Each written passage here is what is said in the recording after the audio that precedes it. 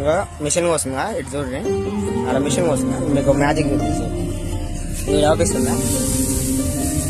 ఇంకా సగానికి సగం పడ ఒడ్లు కిందనే ఉంది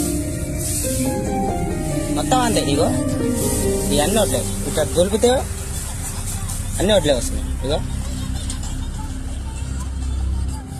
మొత్తం ఈ ఒక్క కాడ అంటే సరే ఏమనుకోవచ్చు. ఇగో ఇవన్నీ ఒట్లే ఫోన్ చోట అంటలేదు, ప్రతి ఒక్క కాడ పోతాను. ఇంకా చెక్